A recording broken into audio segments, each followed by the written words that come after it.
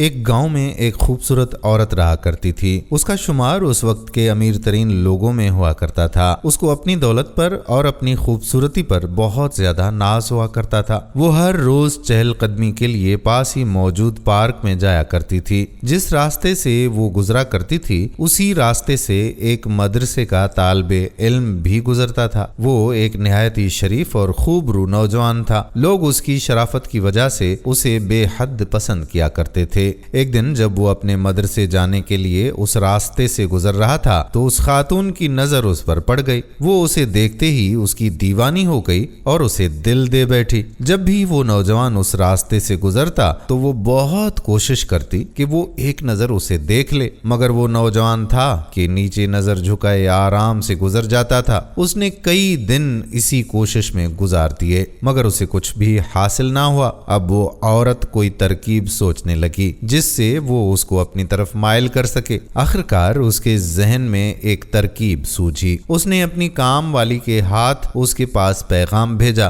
وہ عورت اس کے پاس گئی اور بولی کہ بیٹا، میری مالکن نے آپ کو اپنے گھر بلایا ہے۔ انہیں آپ بہت نیک معلوم ہوتے ہیں۔ وہ آپ سے ایک بہت اہم معاملے پر ایک مسئلہ دریافت کرنا چاہتی ہیں۔ وہ نوجوان بے خبری کے عالم میں اس عورت کے ساتھ اس کی مالکن کے گھر میں پہنچ گیا۔ وہاں پہنچ کر اس عورت نے اسے مہمان خانے میں بٹھا دیا۔ وہ بیٹھ کر اس کی مالکن کا انتظار کرنے لگا۔ اتنے میں وہ خوبصورت عورت بھی آ گئی۔ اس نے اس عورت سے پوچھا کہ جی بتائیں، آپ نے مجھ سے کیا مسئلہ دریافت کرنا تھا اور مجھے یہاں پہ بلایا ہے؟ اس عورت کے ہونٹوں پر ایک کمینی مسکراہٹ سج گئی۔ وہ اس کو چبانے کی کوشش کرنے لگی۔ تھوڑی دیر وہ خاموش رہی اور اسے دیکھتی رہی۔ جب اس لڑکے نے دوبارہ استفسار کیا تو اس نے اپنے دل کا حال کہہ سنایا۔ اس کی بات سن کر لڑکا ہکا بکا رہ گیا۔ لڑکے کے تو اوسان ہی خطا ہو گئے۔ وہ ایک دم سکتے میں آ گیا۔ وہ کچھ بولنا چاہ رہا تھا مگر اس کے الفاظ اس کا ساتھ ہی نہیں دے رہے تھے۔ کچھ دیر میں جب اس کے ہوش سنبھلے تو وہ اس خاتون پر غصہ ہوا اور بولا، اللہ کا خوف کریں، آپ کس طرح کی باتیں کر رہی ہیں؟ اس طرح کا ناپاک عمل اور گناہ کرنے سے بہتر ہے کہ میں مر جاؤں۔ اس پر اس مغرور عورت کو غصہ آ گیا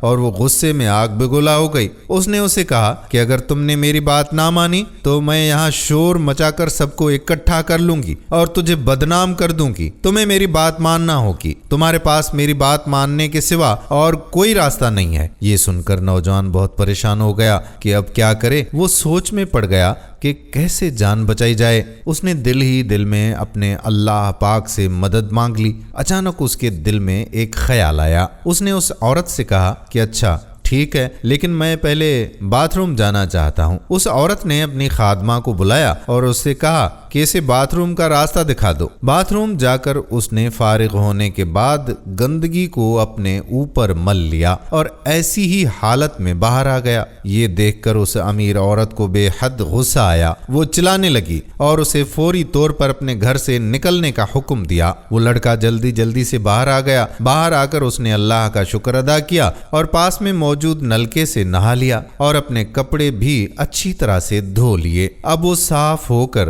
اپنے مدرسے کی طرف چل پڑا۔ جب وہ مدرسے پہنچا تو اس کے آنے سے خوشبو ہر طرف پھیل گئی۔ استاد صاحب نے سب طلباء سے دریافت کیا کہ آج اتنی اچھی خوشبو کون لگا کر آیا ہے؟ تمام طلباء خاموش رہے تو استاد صاحب نے تمام طلباء کو باری باری اپنے پاس بلایا اور ان کی خوشبو سونگھنے لگے۔ یہ نوجوان شرم کے مارے چھپ رہا تھا۔ اسے محسوس ہو گیا کہ شاید استاد صاحب کو بو آ رہی ہے اور وہ طنزیہ ایسے کہہ رہے ہیں۔ استاد صاحب نے اسے بھی اپنے پاس بلایا اور انہیں محسوس ہوا کہ یہ خوشبو تو اسی نوجوان سے آ رہی ہے۔ اس پر استاد نے اس سے پوچھا کہ تم نے مجھے کیوں نہیں بتایا کہ یہ اتنی اچھی خوشبو تم نے لگا رکھی ہے؟ اس پر وہ رونے لگ گیا اور بولا، استاد محترم، آپ میرا مذاق کیوں اڑا رہے ہیں؟ میں جانتا ہوں کہ میرے بدن سے بدبو آ رہی ہوگی۔ استاد صاحب نے کہا کہ میں آپ کا مذاق کیوں اڑاؤں؟ آپ کے بدن سے سچ میں بہت ہی عجیب خوشبو آ رہی ہے۔ اس پر اس نے کہا کہ میں نے تو کوئی خوشبو نہیں لگائی، پھر میرے بدن سے کیسے خوشبو آ سکتی ہے؟ استاد صاحب بولے، تو پھر یہ خوشبو کیوں آ رہی ہے؟ اس پر اس نوجوان نے اپنے ساتھ ہونے والا سارا واقعہ استاد محترم کو کہہ سنایا۔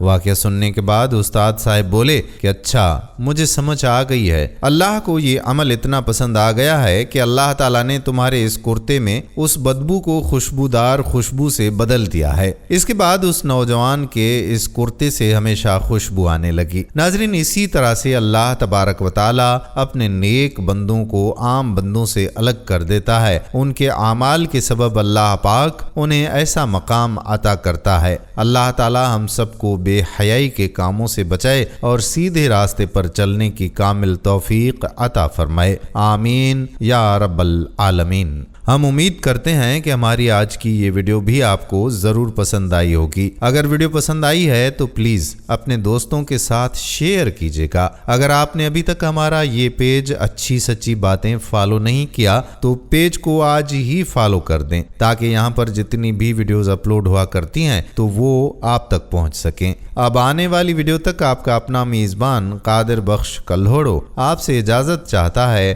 فی امان اللہ۔